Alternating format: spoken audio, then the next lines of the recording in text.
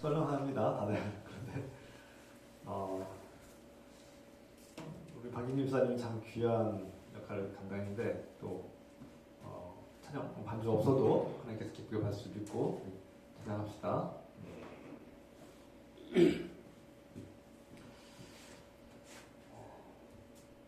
421장. 내가 예수 믿고서 죄사함 받아 나의 모든 것 다 변했네. 지금 내가 가는 길 천국 길이요 주의 피로 내 죄가 씻겼네. 나의 모든 것 변하고 그 피로 구속 받았네. 하나님은 나의 구원 되시오니 내게 정죄함 없겠네. 주님 밝은 빛 빼사 어둠에 치니 나의 모든 것 다 변했네. 지금 내가 주 앞에 온전케 됨은 주의 공로를 의지함일세. 나의 모든 것 변하고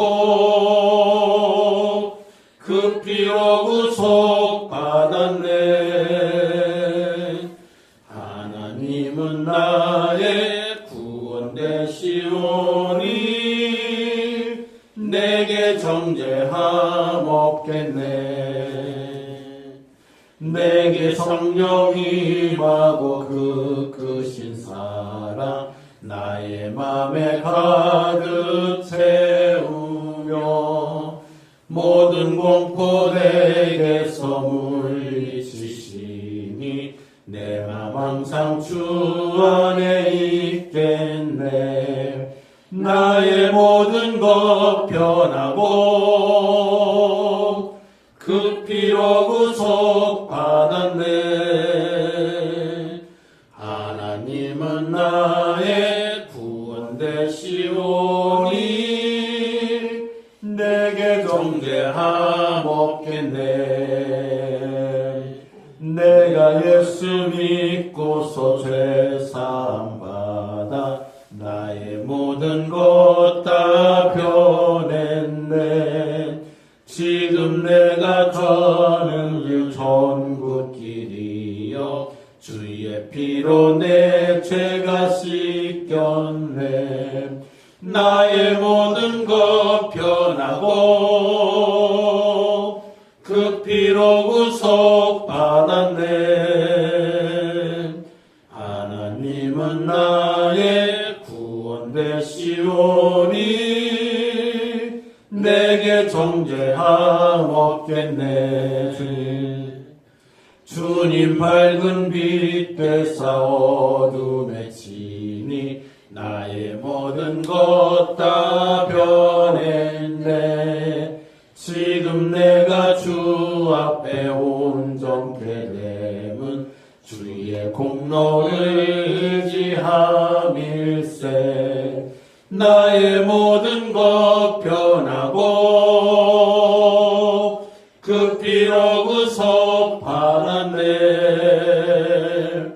하나님은 나의 구원 되시오니 내게 정죄함 없겠네. 내게 성령 임하고 내게 성령 임하고 그 크신 사랑 나의 맘에 가득 채우며 모든 공포 내게서 물리치시니 내 맘 항상 주 안에 있겠네. 나의 모든 것 변하고 그 피로 구속 받았네. 하나님은 나의 구원 되시오니 내게 정죄함 없겠네.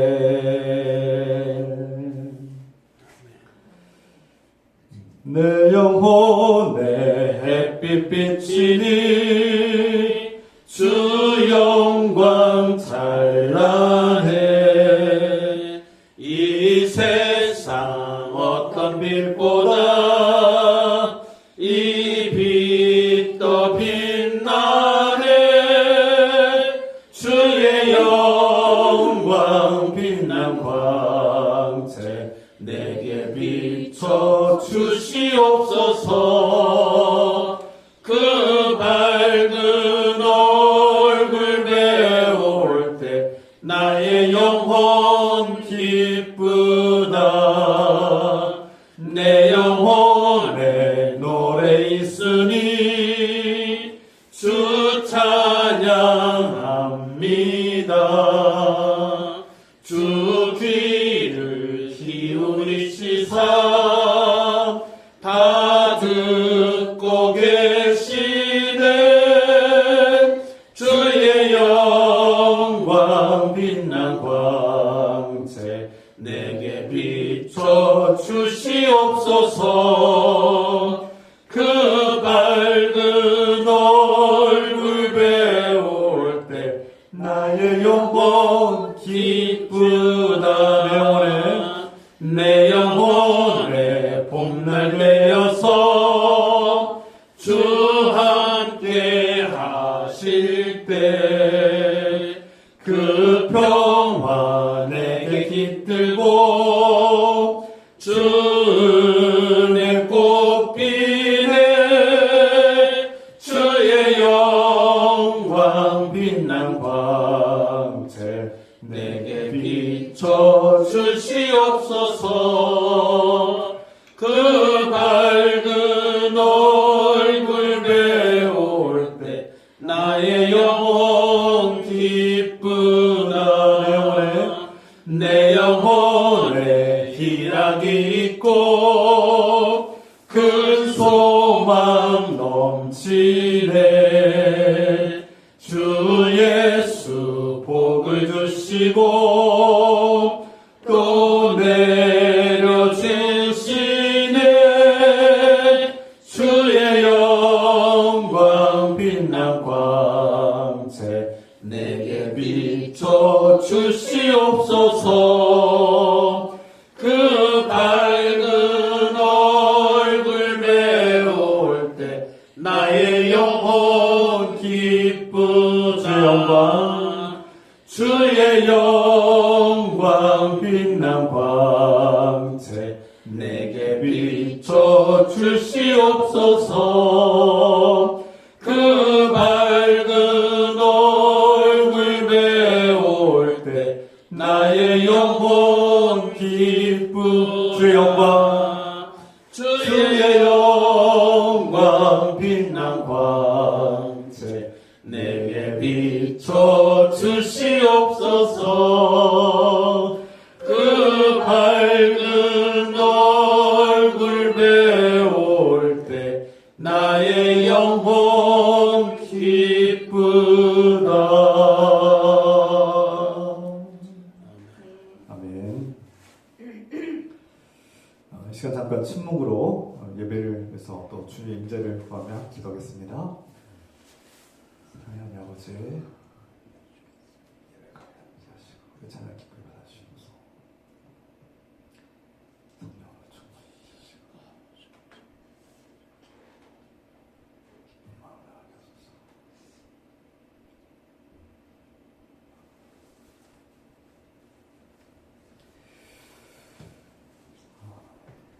우리 주 예수 그리스도의 은혜와 하나님의 사랑과 성령의 교통하심이 여러분과 함께 하시기를 축복합니다.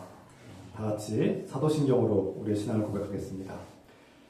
전능하사 천지를 만드신 하나님 아버지를 내가 믿사오며 그 외아들 우리 주 예수 그리스도를 믿사오니 이는 성령으로 잉태하사 동정녀 마리아에게 나시고 본디오 빌라도에게 고난을 받으사 십자가에 못 박혀 죽으시고 장사한 지 사흘 만에 죽은 자 가운데서 다시 살아나시며 하늘에 오르사 전능하신 하나님 우편한 자 계시다가 저로서 산자와 죽은 자를 심판하러 오시리라. 성령을 믿사오며 거룩한 공회와 성도가 서로토한 것과 죄를 사하여 주신 것과 몸이 다시 산 것과 영원히 살 것을 믿사옵나이다. 아멘. 찬송드립니다. 212장 찬송 부르시면서 준비하시는 분 함께 되겠습니다. 겸손히 주를 섬길 때 괴로운 일이 많으나 구주여 내게 힘주사 잘 감당하게 하소서. 인자한 말을 가지고 사람을 감화시키며 갈 길을 잃은 무리를 잘 인도하게 하소서. 구주의 귀한 인내를 깨달아 알게 하시고 굳건한 믿음 주셔서 늘 승리하게 하소서. 장래의 영광 비추사 소망이 되게 하시며 구주와 함께 살면서 참 평강 얻게 하소서. 3절입니다. 구주의 귀한 인내를 깨달아 알게 하시고 굳건한 믿음 주셔서 늘 승리하게 하소서. 장래의 영광 비추사 소망이 되게 하시며 구주와 함께 살면서 참 평강 얻게 하소서.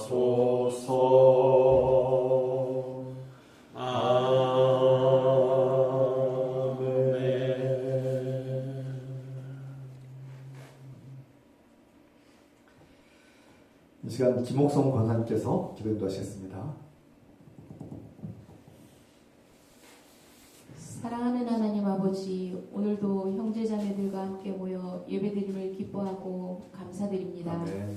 새해에도 예수님을 목표로 삼고 전도와 선교를 향하여 달려가게 하옵소서. 아멘. 주님께서 전도의 문을 열어주시고 열매를 맺게 하옵소서. 아멘.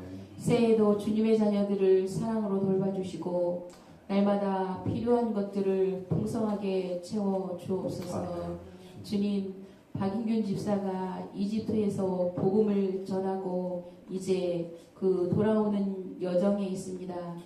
마지막 도착하는 그 시간까지 주님께서 함께하여 주시고 정말 그곳에서 있었던 모든 하나님의 인도하심과 놀라운 은혜를 정말 잊지 않고 주님의 복음을 전하고 정말 신앙생활하는데 정말 큰 역할을 할 수 있는 디딤돌이 될 수 있는 그런 귀한 시간이 될 수 있기를 정말 기도합니다. 아멘. 또 세계 각지에 흩어져 있는 각 선교사들을 위해 기도합니다. 하나님, 그들의 삶을 속속들이 저희들은 잘 알 수 없습니다. 주어진 환경도 정말 열악할 수 있고 문화와 언어에 적응하기도 힘들 수도 있습니다. 하나님, 많은 사람들 만날 때마다 주님께서 예비시켜 주시기를 소원합니다. 그들을 만날 때 언어의 장벽에 부딪히지 않게 하여 주시고 하나님께서 인도하심 따라 그들에게 온전히 주님의 사랑만을 전할 수 있는 귀한 선교사들이 다 될 수 있게 하시고 그것은 오로지 정말 하나님께만 영광 돌릴 수 있는 귀한 선교사들의 삶이 될 수 있도록 함께하여 주시옵소서.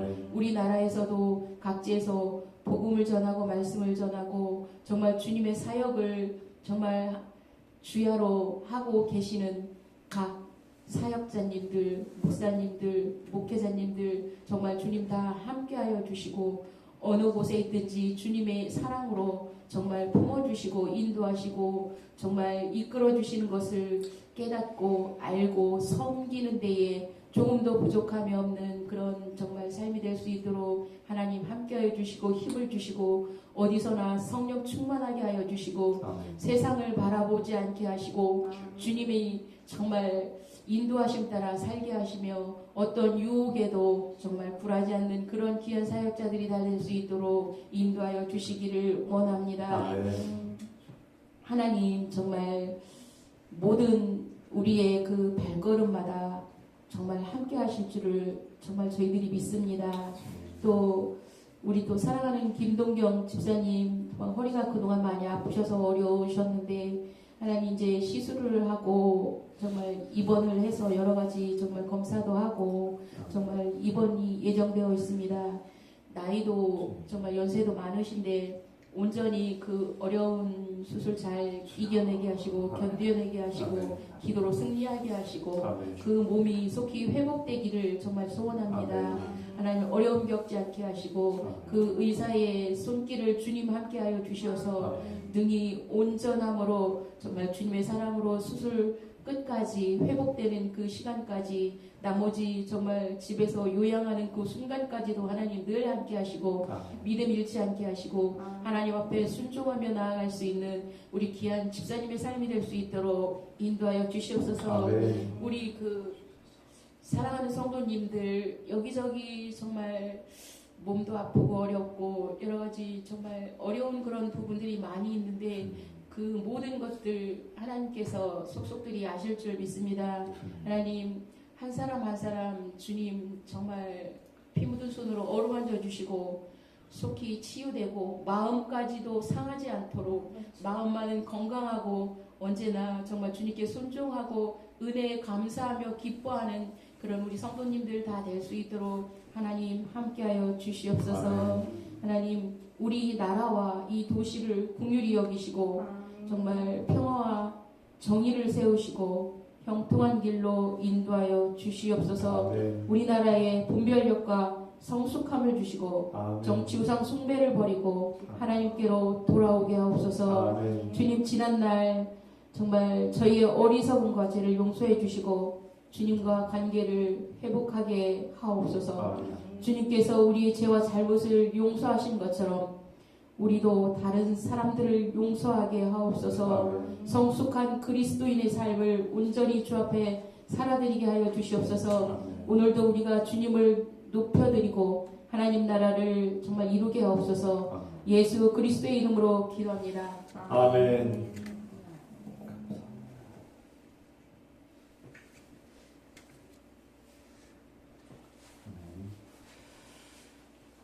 오늘은 주연절 다섯째 주일자 신학교육주일 예배로 드립니다. 그리고 우리가 총회에서 정한 그런 기념 주간을 함께 예배 드리는데 정식으로는 아니지만 기억할 필요는 있어서 그렇게 말씀드립니다. 다음 주일은 주연절 여섯째 주일입니다. 2025년도 비전과 목표를 기억해 주시기 바랍니다. 일상과 관계 속에서 싹트는 복음. 깨어있거나 잠들거나 시도 때도 없이 우리가 늘 전도와 선교에 대해서 기도하시기 부탁드리고 또 헌신해 주시기 부탁드립니다. 선교 파송 중에 있는 우리 박윤기 집사님 앞서 기도한 것처럼 계속 기도해 주시기 바라고요. 오늘 저녁에 이렇게 귀국하면은 다음 주부터 우리와 함께 또 예배 드릴 수 있습니다. 그동안 기도해 주셔서 감사드리고 또 오늘 안전하게 잘 귀국하기를 기도합니다. 그래서 다음 주일 예배는 박인규 집사님께서 이 자리에서 이렇게 선교에 대한 간증을 나누고 또 선교 비전을 나누고 그 소중한 경험들을 또 하나님 은혜를 나누겠습니다. 이미 예전에 얘기했고요. 다 얘기가 돼서 다음 주 기대하시기 부탁드리겠습니다. 교우 소식을 전합니다. 입원 소식인데요. 김동열 목사님 내일 월요일 입원하셔서 시술하시고 이제 그 척추에 큰 어려움이 있어서 시술합니다. 여러분 기억해 주시고 병원 이렇게 있습니다. 안내해 드렸습니다. 요즘 신방과 면회가 안 된다고 해서 기도해 주시기 부탁드립니다. 앞서 충분히 기도했으니 오늘은 중보기도를 생략하고요. 매주 이렇게 토요일마다 이렇게 시간을 내주셔서 이 예배 처소를 예배당을 이렇게 청소해 주시고 가꿔 주시고 또 이렇게 어려운 것들 이렇게 신경 써 주시고 이렇게 봉사해 주시는 우리 라이사님 그리고 그 가정에 정말 진심으로 감사드리고 축복합니다. 이 시간 하나님께서 우리에게 주시는 말씀은 로마서 12장 10절입니다. 다 같이 자리에서 일어나셔서 하나님 말씀 한 목소리 같이 읽겠습니다. 로마서 12장 10절의 말씀을 한 목소리 같이 읽겠습니다. 형제를 사랑하여 서로 우애하고 존경하기를 서로 먼저 하며 아멘. 한 번 더 읽을까요? 형제를 사랑하여 서로 우애하고 존경하기를 서로 먼저 하며 아멘. 아멘. 네, 잘 앉으시기 바랍니다.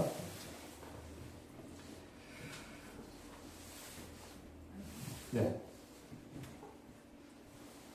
며칠 전 뉴스를 들었습니다.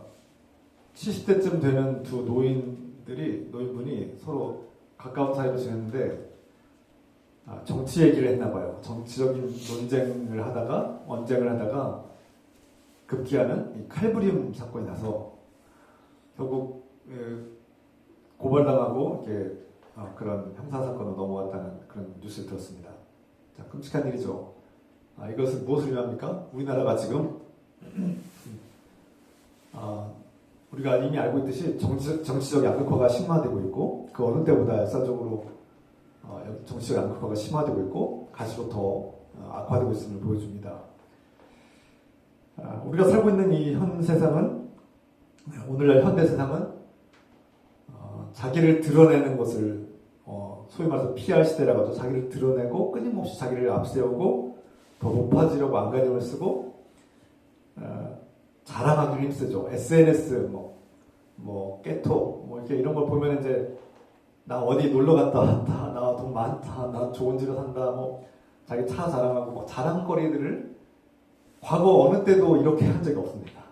역사를 돌아보면 어느 때도 이렇게 한 적이 없는데 자기 몸에 그냥 가방을 들면 안 되고 꼭 사치품 이렇게 유명한 브랜드를 꼭 이렇게 해야 되고 그것을 드러내야 되고 표현을 해야 되고 이런 자기를 자랑하는 시대, 자기를 높이는 시대 그런 시대에 살고 있습니다.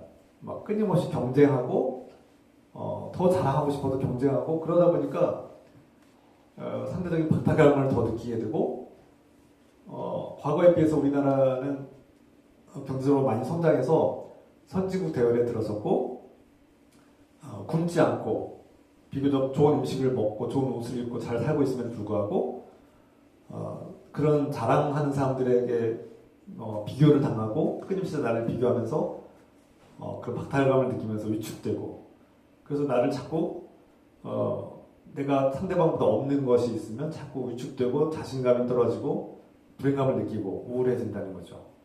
그래서 역사적으로 볼 때 한국 사회는 그 어느 때보다 더 잘 먹고 잘 살고 부유함에도 불구하고 풍성함에도 불구하고 우울증은 갈수록 높아지고 불면증은 갈수록 더 깊어지고 갈수록 더 사람들의 마음은 더 각박해지는 이유가 뭘까요? 이런 현 시대의 흐름과 영적인 위협들이 있기 때문이 아닐까요?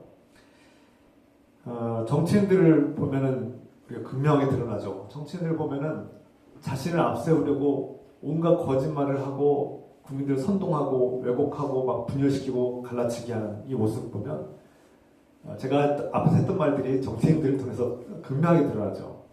또 기업인들이 어떻게 합니까?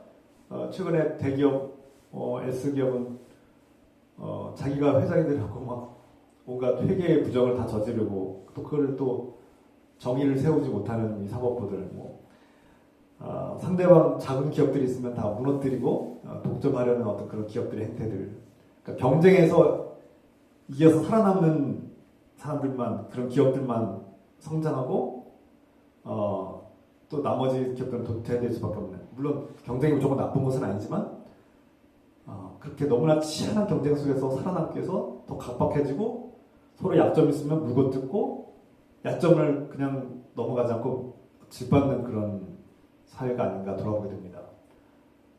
이런 사회 속에서 우리가 살고 있다는 거예요. 우리의 아이들, 자녀들, 어린아이들 보면 초등학교 때부터 우리 아이 친구, 저희 아이는 학원을 한 번도 안 다녔습니다. 우리 아이들은 학원을 잘하는 건 아니지만, 근데 그 친구들을 보면은 방과 후에 학교 방과 후에 놀지 못하고 학원을 막 3-4개씩 다니면서 초등학교 때부터 어떤 대학에 의대에 가겠다고 막 수많은 학원들을 보내고 막 초등학교 때부터 한 11시, 12시까지 공부를 시키는 그런 아이들도 있다고 해요.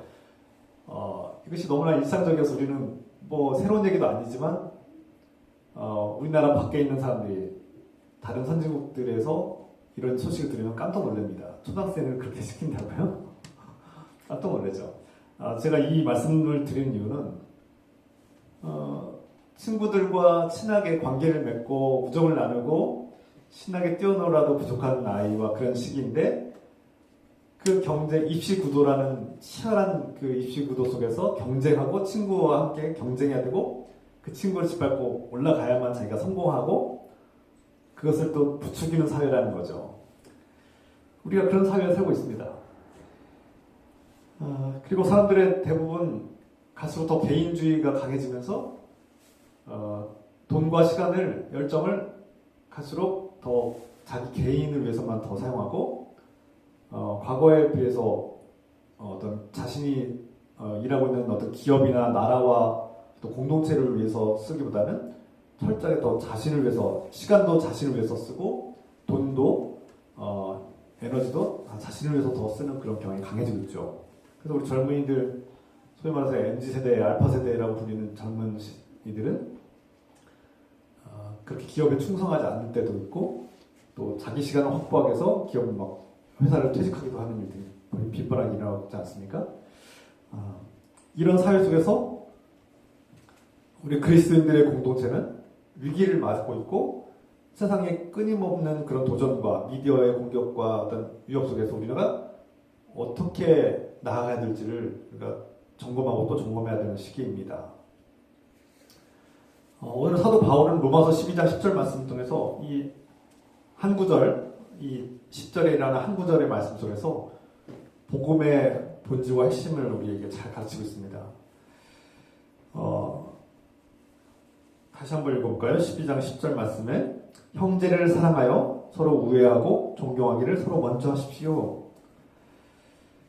이 말씀은 단순히 교회 안에서만 이렇게 지켜야 될 말씀이 아니라 복음의 핵심이고 본질이라는 뜻입니다. 사도 바울은 이 세상과 정반대의 삶을 살라고 우리에게 도전하고 있는 거죠. 그래서 그리스도인들이 복음을 받아들였다, 복음을 가지고 복음을 전하며 산다라는 이 말 뜻에는 놀라운 현병이 담겨 있는 겁니다. 세상이 막 달려가는 방향으로 함께 달려가지 않는, 그것을 거스르는 삶을 살아야 된다는 거죠. 그래서 그리스도인, 기독교인이 된다는 것은 쉬운 일이 아닙니다. 예수 그리스도를 믿고 받아들이고 하나님 나라를 약속받은 자, 이것은 단순하게 표현되는 것 같지만 예수 그리스도의 복음을 받아들인 사람으로 그리스도인이 된다는 것은 이 삶이 변화되는, 이 세상의 거대한 이 흐름과 정면으로 맞서는 사람이 되는 거죠. 앞서 말씀드린 것처럼 대부분의 사람들은 자기 자신에게 몰두하고 자기 개인주의가 더 강화되고 경쟁 구도에서 살아남기 위해서 더 상대방을 밀어내고 상대방의 약점을 물고 뜯는 그런 경쟁 구도 사회 속에서 기독교인들, 그리스도인들은 남을 위해서, 다른 사람들을 내 형제 자매로 여기고 그들을 나 자신과 같이 소중하게 대하고 그들을 가족으로 삼고 그들을 존경하는 관계를 유지하라. 그런 관계를 형성하라. 이렇게 말씀하고 있는 겁니다. 이것은 우리의 본성에 거스르는 것들입니다. 딱 들어도 힘든 얘기인데 목사님 참 우리에게 너무나 많은 걸 너무 어려운 요청을 하는 거 아닙니까? 심지어 예수님께서는 우리가 잘 알고 있듯이 마태복음에서 원수를 사랑하라, 원수를 용서해라 이런 말씀을 하지 않습니까? 딱 듣자마자 이렇게 좋은 말씀이구나라는 생각은 들지만 내 본성과는 자연적인 성향과는 내 자연적인 본성과는 배치되는 느낌을 받을 수 있습니다. 이게 인간의 본성이에요. 그런데 이것이 복음이라는 거예요. 복음의 능력은 무엇입니까? 우리가 앞서 말씀드린 것처럼 우리 새해가 우리 교회의 중요한 4대의 가치가 있죠. 말씀과 기도 그리고 선교와 예배 이 네 가지를 중점으로 우리가 이 교회의 목표를 삼고 나아가는데 올해는 전도와 선교를 향해서 달려가자. 근데 우리가 왜 선교하고 왜 전도합니까? 그 선교와 전도의 핵심이 뭡니까? 그것은 사랑하는 거 아닙니까? 하나님께서 당신을 사랑한다는 거 아닙니까? 우리가 사랑받을 만한 어떤 일도 하지 않았을 때 우리가 하나님을 제대로 알지도 못하고 우리가 사랑받을 만한 자격도 없고 어떤 공로도 없는데 하나님께서 우리를 먼저 사랑하셨다는 겁니다. 로마서 5장 8절 말씀 이렇게 말씀하죠. 우리가 아직 죄인 되었을 때에 그리스도께서 우리를 위하여 죽으심으로 하나님께서 우리에 대한 자기의 사랑을 확증하셨느니라. 우리가 의롭고 착하고 훌륭해서 우리를 위해서 죽으신 것이 아니라 의인이 아닌 죄인임에도 불구하고 그러니까 사랑받기에는 자격이 없는 사람, 사랑받을 자격이 없는 사람들임에도 불구하고 우리 주님 예수 그리스도께서 우리를 위해서 자기의 목숨을 내어주셨고 죽임당하셨다. 그러니까 자격이 없는 상태에 있는 우리를 먼저 사랑하셨다는 겁니다. 이게 복음이죠. 이게 복음. 이게 은혜입니다. 그래서 우리가 종교로 구원받고 율법으로 나의 행위로 구원받는 것이 아니라 전적으로 하나님의 은혜로 구원받는 것이죠. 하나님께서 도무지 자격이 없고 도무지 가까이 할 수도 없는 죄인인 우리를 향해서 구원의 손길을 내미신 겁니다. 화해의 손길을 내미신 겁니다. 그리고 우리는 조건 없이 내밀어 주신 그 손을 구원의 그 화해의 손길을 붙잡기만 하면 기쁘고 감사한 마음으로 붙잡기만 하면 되는 겁니다. 이게 하나님께서 주시는 구원입니다. 네, 들어오세요. 네. 어서 오세요. 네.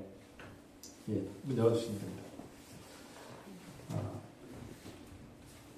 네, 처음 오셔서 네. 반갑습니다. 네. 로마서 5장 8절 말씀처럼 우리가 자격이 없을 때 사랑받지 못하는 그런 사랑받지 못하는 사람들인 죄인들인 우리에게 먼저 사랑을 내밀어 주셨다. 사랑의 손길을 내밀어 주셨다. 이것이 복음이고 하나님의 은혜이죠. 그러니까 우리가 구원받은 것이 너의 공로, 나의 힘과 노력으로 내가 착한 일을 많이 해서 얻은 것이 아니라는 거죠. 전적으로 하나님의 은혜로 얻은 것이라는 것을 강조하고 있습니다. 이것이 복음이고 우리가 그분을 거부할 때 주님은 우리를 받아주셨고 우리가 그분을 외면했을 때 주님은 우리를 모른 척하지 않으셨습니다. 우리가 주님을 존중하지 않을 때 주님은 우리를 존중해 주셨습니다. 자격이 없음에도 불구하고 우리를 인정해주고 이해해주고 포용해주고 존중해주고 사랑해주신 거죠. 이게 복음입니다. 이게 복음의 능력이죠. 흔히 이 말씀을 들을 때 또 우리 현실적으로 우리 관계들을 공동체 관계를 돌아보면 저 사람은 늘 나하고 맞지 않고 참 늘 충돌하고 저 사람은 내가 존경할 만한 구석을 찾기가 힘들고 저 사람을 내가 존경할 수 있을까? 이런 생각을 하기도 하고 또 그런 질문을 받기도 합니다. 목사님, 아니, 존경할 만한 구석이 있어야 제가 존경을 할 거 아닙니까? 자꾸 존경하라고 그러고 형제를 사랑하라고 하는데 도무지 사랑하기도 힘들고 저 인격이나 성격이나 그 행동을 보면 사랑하기 힘들고 존경하기 어려운데 자꾸 존경하고 사랑할 수 있습니까? 이렇게 반문할 수 있지 않습니까? 실제로 그런 분들 만나긴 합니다. 교인이지만 함께 예배드리는 그리스도인들이고 교회 공동체의 구성원이기도 하지만 어떤 분들을 보면 저분을 우리가 존경할 수 있을까 하는 사람도 있지 않습니까? 사실 솔직히 말하면. 그러나 복음은 감정이 아니라 나의 기분이나 감정으로서 판단할 것이 아니라 우리의 진리에 따라 순종하는 것. 하나님께서 그렇게 하라고 하신 그 진리를 우리가 받아들이고 그것을 순종하는 것이 복음의 능력이 시작되는 것입니다. 그래서 존경할 만한 자격도 없고 사랑받을 만한 자격도 없는 우리를 먼저 사랑하신 주님의 은혜, 예수님의 은혜를 우리가 기억하고 깨닫고 품고 우리가 형제 자매를 먼저 사랑하고 인정하고 존중하는 것이 공동체를 세우는 가장 아름다운 모습입니다. 교회는 이러한 복음의 역설이 실현되는 곳입니다. 그래서 우리가 개인이 혼자서 예배드리고 인터넷 예배를 통해서든 혼자 예배드리고 혼자 말씀 읽고 혼자 기도하고 신앙생활할 수 있습니다. 그럼에도 불구하고 그 신앙은 성장하기 어렵습니다. 우리 신앙이 성장하고 우리 신앙이 더욱더 유지가 되려면 건강하게 유지가 되려면 공동체를 통해서 나와 다른 형제 자매들이 함께 모여서 그 공동체를 이룰 때 우리 신앙의 영적 자산이 영적 양분이 생기고 우리가 성장하고 성숙하는 토양이 마련되는 겁니다. 그래서 우리는 공동체를 통해서 존경하는 법, 상대방을 인정하는 법, 나와 다른 생각과 마음을 가진 사람들을 인정하고 존경하는 법을 배우고 훈련하는 이 훈련의 장이 되는 것이죠. 그래서 교회는 완벽하고 훌륭하고 의로운 사람들만 모이는 곳이 아닙니다. 그래서 예수님께서 뭐라고 하셨어요? 죄인들이 오는 곳입니다. 의사는 건강한 자에게 필요하지 않습니다. 아프고 병든 환자에게 필요하죠. 예수님이 필요한 사람들이 교회에 와야 되는 거 아닙니까? 그러면 죄인들이 오는 겁니다. 이 죄의 문제를 해결받고 싶어서, 이 죽음의 문제를 해결받고 싶어서 생명 대신 예수 그리스도 앞에 나오는 겁니다. 우리의 영적 의사이신 예수 그리스도 앞에 나오는 거죠. 그래서 사도 바울은 형제를 사랑하여 서로 우애하고 존경하기를 먼저 서로 다투듯이 먼저 하라. 이것이 이 복음을 받아들이고 복음을 삶에 적용하는 사람들이 어떻게 살아야 되는가를 보여주는 그 청사진의 말씀이죠. 청사진이 되는 말씀이죠. 예수 그리스도를 믿고 받아들이는 사람들이 그 복음이 살아 움직이게 되면 어떻게 나타나는가? 바로 형제 자매를 사랑하기 시작한다는 겁니다. 이 필라델피아라는 단어를 썼는데 형 동생, 언니 동생 이런 관계로 우리가 다른 사람들, 타인을 대할 수 있게 된다는 거죠. 그리고 두 번째 필로스트로거스 이 단어는 형제에 대한 사랑 필로스와 그리고 스트로거스 그러니까 가족에 대한 사랑. 결국 무슨 뜻입니까? 서로 우애하라는 말씀은 여러분들이 피 한 방울 섞이지 않은 나무로 살아가고 있고 심지어 정치적인 성향도 다르고 종교도 다르고 가치관도 다르고 인종도 다르고 국가도 다르고 문화도 다르지만 여러분은 예수 그리스도 안에서 성령 안에서 하나라는 뜻입니다. 가족이라는 뜻입니다. 이게 놀라운 말씀이에요. 개인주의가 만연하고 갈수록 개인의 삶에 더욱더 치중하는 그런 현대 문화 속에서 나와 피 한 방울 섞이지 않은 다른 사람, 나와 경쟁해서 내가 그 사람을 이겨야 되고 집 밟고 올라서기를 강요하고 그렇게 촉진하는 그런 시대의 분위기 속에서 그 경쟁자를 나의 가족으로 삼는 것, 나의 형제 자매로 받아들이는 것, 그 사람 안에 그 사람이 하나님이 사랑받는 자녀이고 그도 하나님의 백성이고 구원받을 자격이 있다라고 선포하는 겁니다. 그 사람 안에도 하나님의 형상이 있고 하나님께서 사랑으로 빚어 창조하신 존재이고, 그러므로 우리가 그를 나의 가족으로 받아들일 수 있어야 된다는 겁니다. 그래서 우리 그리스도인들이, 성숙한 그리스도인들은, 이 말씀과 원리를 깨달은 그리스도인들은 복음의 능력을 통해서 형제 자매를 그렇게 예수님의 마음으로 품기 시작하고, 심지어 우리 공동체뿐만 아니라 다른 교회, 다른 공동체들까지도 관심하고, 어쩌다가 만나고 어쩌다가 사회에서 만나더라도 그들을 나의 형제 자매로 인정하고 존중하는 겁니다. 그분이 민주당이든 국민의힘이든 상관없어요. 정책 우상 숭배하는 사람들은 하나님이고 그리스도인이고 다 필요 없어요. 정치가 최고의 우선순위이기 때문에, 궁극적인 목적이고 그것이 자신을 구원한다고 믿기 때문에 상대방이 목사든 그리스도인이든 형제 자매든 상관도 안 해요. 막 싸우고 막 폭력으로 강요하려고 해요. 정치가 우상이 됐기 때문에 하나님이 그분의 구원자가 아니라, 주님 예수 그리스도가 그분의 구원자가 아니라 그분의 신은 정치가 된 겁니다. 정치를 우상 숭배하는 거예요. 그런 사람의 특징이 폭력을 행사하고 강요하고 강압하고 상대방을 협박하죠. 그건 그리스도의 모습이 아닙니다. 교회의 모습이 아닙니다. 오늘 말씀에서 서로 존경하기를 다투듯이 하라. 팀에 그 단순히 예의를 지켜라가 아니라 서로의 상대방의 존엄을 존중하는 거예요. 앞서 말씀드린 맥락과 같은 거지만, 상대방도 하나님의 사랑받는 자녀이고 하나님의 구원받을 자격이 있는 사람이고 하나님의 형상이 있고 하나님의 형상으로 지음받은 존재이고 나와 같은 형제 자매라는 사실을 깨닫고 그리스도의 몸임을 깨닫고 존중하라는 겁니다. 그 사람의 정치적 성향이든, 그 사람이 배웠든 배우지 못했든, 그 사람이 부자든 가난한 사람이든, 그 사람이 한국인이건 외국인이건 상관이 없다는 거예요. 예수 그리스도 안에서 너희는 한 가족이 되라. 놀라운 말씀이죠. 혁명입니다. 우리가 교회에서 하도 들어서 가족처럼 사랑하라 이렇게 그런 말을 많이 들어서 익숙하긴지 모르겠지만, 이 세상의 흐름과는 정반대의 말씀이고, 이 세상에 흘러가는 이 거대한 이 풍조와는 정반대되는, 거스르는, 우리의 본성, 우리의 자연적 본성을 거스르는 말씀 아닙니까? 이것이 복음이고 복음의 역설이고 복음의 능력으로 살아가는 삶입니다. 그래서 예수 그리스도를 믿음으로 하나님 나라를 약속받은 사람들은, 이 복음의 능력으로 사는 사람들은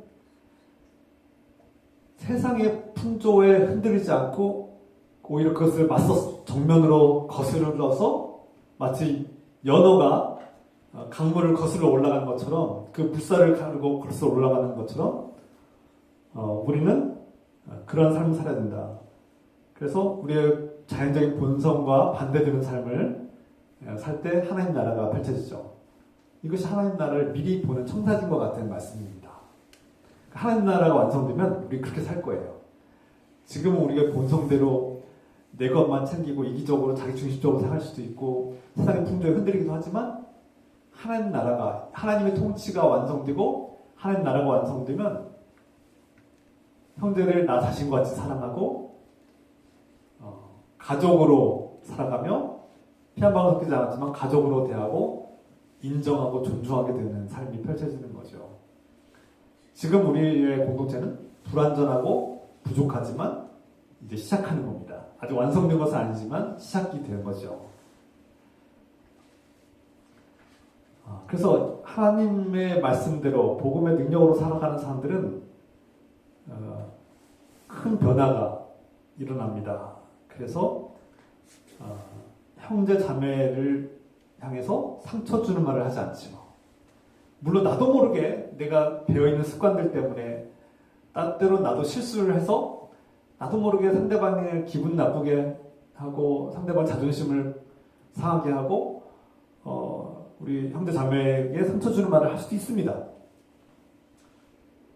사람은 완벽하지 않고 완전하지 않기 때문에 우리가 가끔 실수를 하게 되죠. 나도 모르게 쓴소리가 나오고 도움이 되지 않는 말을 하기도 하고 누군가에게 아픔이 되는 상대방의 마음을 찌르는 말을 할 때도 있습니다. 그런 행동을 할 때도 있지요. 그게 우리의 연약함입니다. 연약함. 완전하지 않기 때문에. 그러나 우리는 이 교회라는 에클레시아 그리스도인들의 이 모임 속에서 이 교회 공동체 속에서 우리는 훈련을 받는 겁니다. 상대방을 인정하는 연습을 하고요. 상대방을 존중하는 걸 배우고요. 그래서 훈련하는 이 공동체 속에서 그래서 우리는 신앙이 성숙하게 되는 거죠. 나 혼자 신앙생활하고 혼자 예배드리고 혼자 기도하고 혼자 하나님 안에서 살 수도 있습니다만 이 에클레시아 교회 그리스도인들의 모임과 공동체 안에서 우리의 신앙은 이런 훈련의 장소 속에서 서로를 인정하고 존경하고 하나님의 사랑을 실천하는 가족이 되는 놀라운 역사가 혁명이라는 것이죠. 오늘 사도 바울의 명령, 로마 교회에 전하는 이 단순한 이 한 구절의 명령은 참 단순하고 심플하지만 놀라운 말씀이죠. 형제를 사랑하고 서로 우애하고 가족으로 여기라는 거죠. 우애라는 말은 가족이 되고 존경하라. 서로 경쟁하듯이 다투듯이 존경하라. 눈치 보면 하지 말라는 거예요. 그냥 무조건 하라는 거예요. 다투듯이 과할 정도로 하라는 얘기죠. 이 말씀을 우리 공동체가 어떻게 실천할 수 있을까요? 어떻게 하면 이 말씀이 우리 공동체 안에서 적용되고 실천될 수 있을까? 제가 6가지의 실천 방안을 생각하고 구성해 봤습니다. 첫 번째, 서로 다른 점, 차이를 인정합시다. 그리고 본질에 집중합시다. 무슨 뜻입니까? 앞서 말씀드린 것처럼 우리가 예수 그리스도를 믿음으로 받아들였지만 여전히 우리 안에는 다름이 있어요. 정치적인 성향도 다르고 빈부격차도 다르고 사회적 지위와 신분도 다르고요. 세대도 다릅니다. 세대도 다르고 문화도 달라요. 심지어 가치관도 다르고 신앙관도 다릅니다. 많은 것들이 다르죠. 그 다름을 그냥 인정하는 거예요. 있는 그대로 받아들이는 겁니다. 심지어 오늘날 다문화 사회가 되면서 인종과 국가와 국적도 다른 사람들이 있어요. 그 다름을 우리가 받아들이자는 거예요. 인정하자는 거예요. 왜 그렇습니까? 그것은 비본질적인 것들이기 때문에. 본질은 무엇입니까? 복음이에요. 예수 그리스도께서 주시는 하나님의 은혜와 사랑, 믿음과 소망, 이 본질은 우리가 일치를 누리고 이 본질과 진리에 관해서는 우리가 다른 말을 하지 않는 겁니다. 한 목소리를 내는 겁니다. 그러나 그 외의 것들, 본질이 아닌 비본질적인 것들에 대해서는 자유를 주는 겁니다. 그래서 어떤 음식을 먹느냐, 어떤 옷을 입느냐, 인사를 어떻게 하느냐, 예배될 때 악기를 연주하느냐 안 하느냐 이런 것들은 비본질적인 거 아닙니까?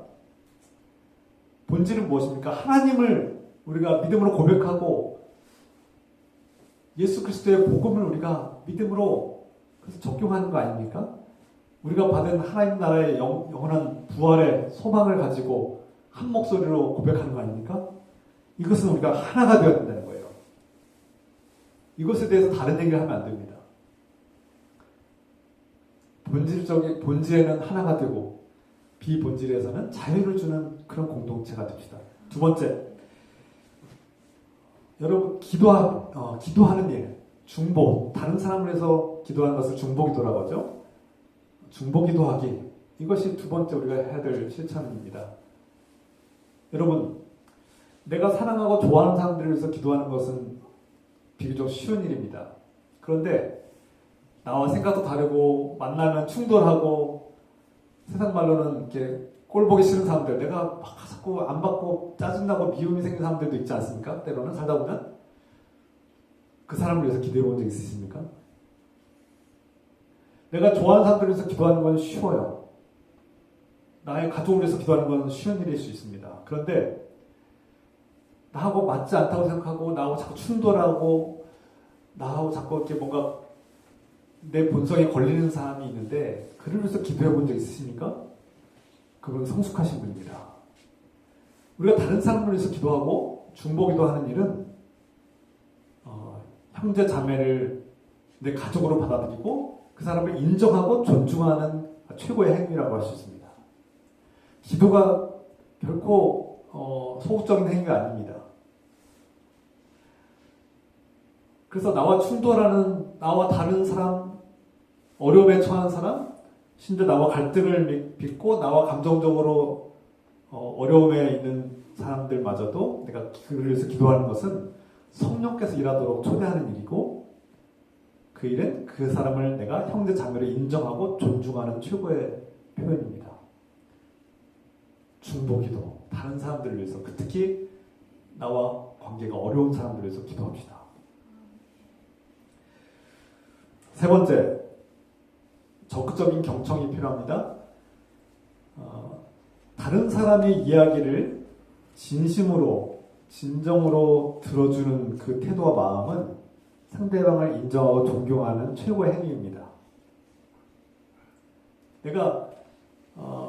우리가 그리스도의 우리 닉분교회 성도님들, 교인들은 다른 사람의 이야기를 경청했으면 좋겠습니다.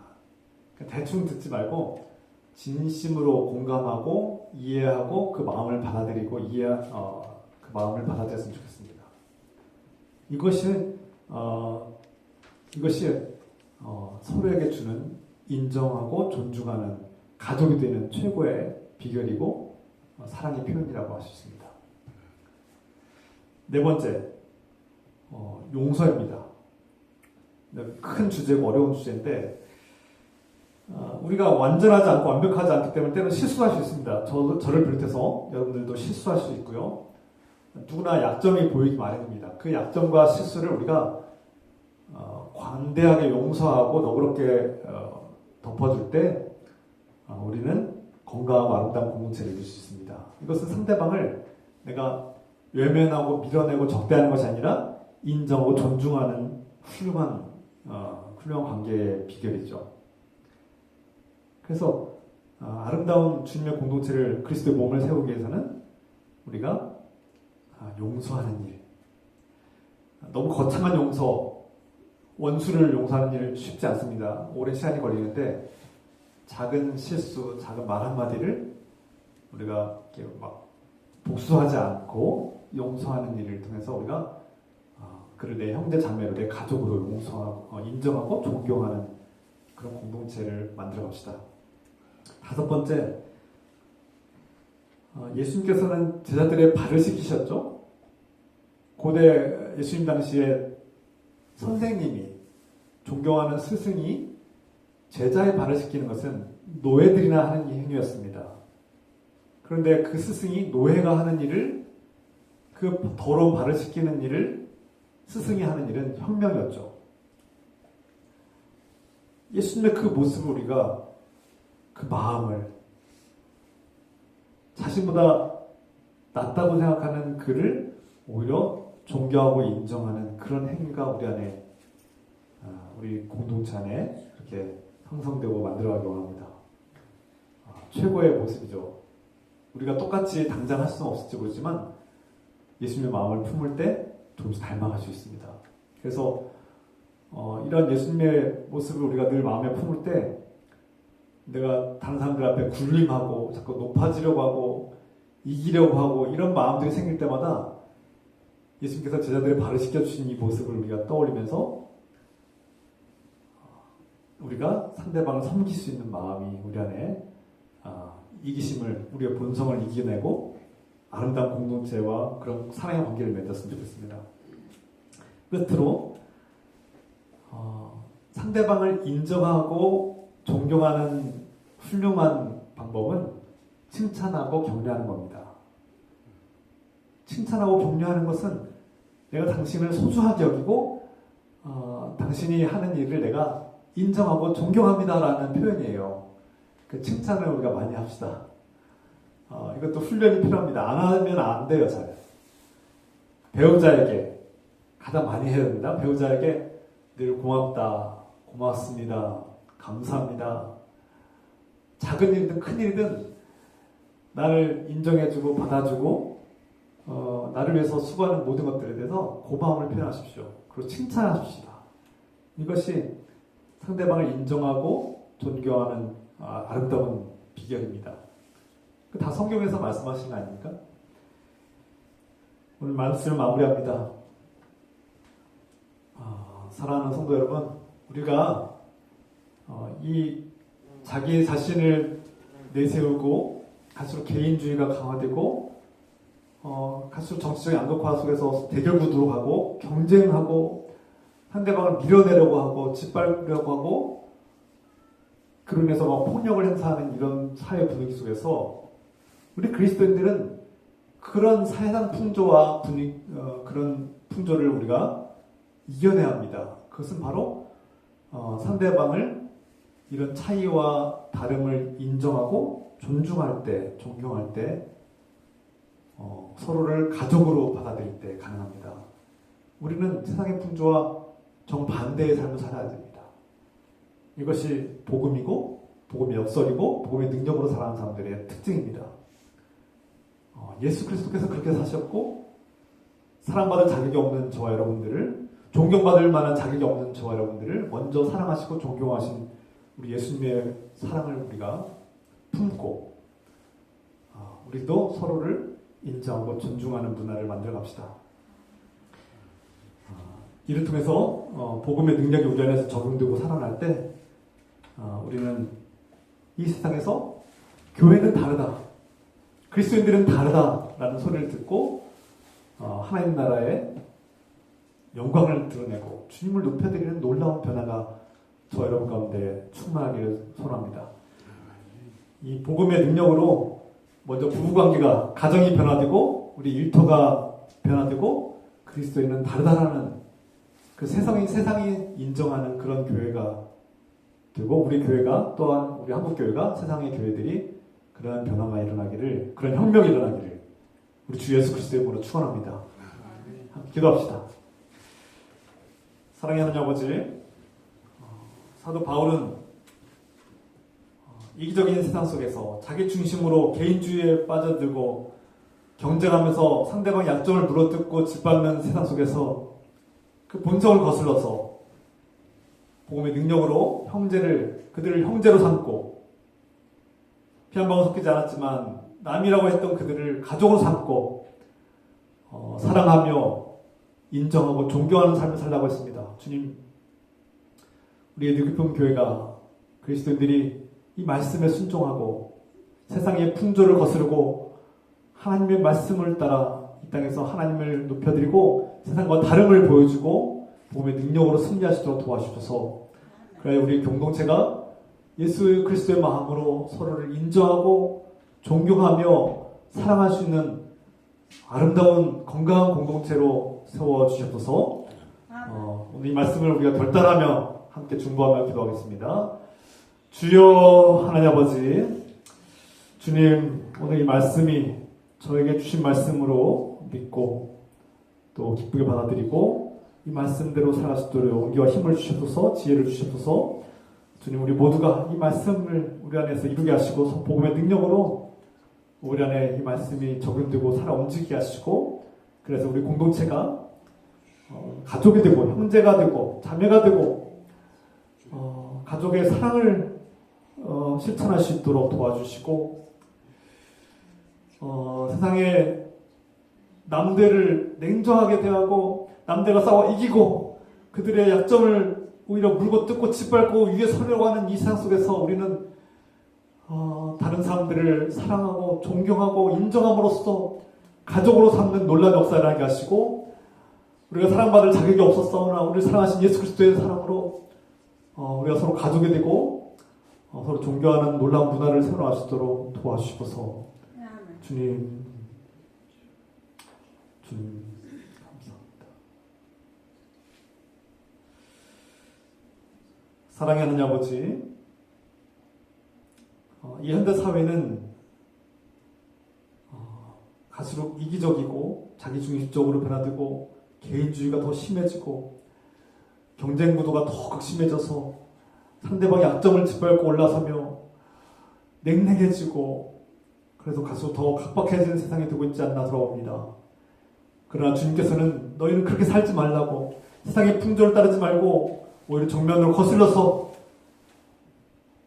세상에서 말하는 남들을 너희 형제 자매로 가족으로 삼고 그들을 인정하고 존경하는 삶을 살라고 했습니다. 주님, 예수 그리스도의 마음으로, 사랑으로 서로를 인정하고 존경하는 공동체를 세우게 없어서 우리 공동체가 먼저 예수 그리스도 안에서 가족이 되게 하시고 주님의 사랑을 실천하게 하시며 서로를 위해서 기도하고 다름을 존중하며 본질에는 일치를, 비본질에는 자유를 줄 수 있는 공동체가 되게 하시고 서로를 칭찬하고 격려하며 서로를 용서하고 용납하는 아름다운 주님의 공동체를 세우게 하옵소서. 이제는 자격 없는 우리를 먼저 사랑하시고 용서해 주신 우리 주 예수 그리스도의 은혜와 우리를 조건 없이 사랑하시는 하나님 아버지의 끝없는 사랑하심과 성령님의 교통감화 역사하심이 오늘 이 말씀을 따라 사시도록 용기를 더하여 주시기로 하며 지금부터 영원토록 함께 해주시기를 간절히 축원하옵나이다. 아멘.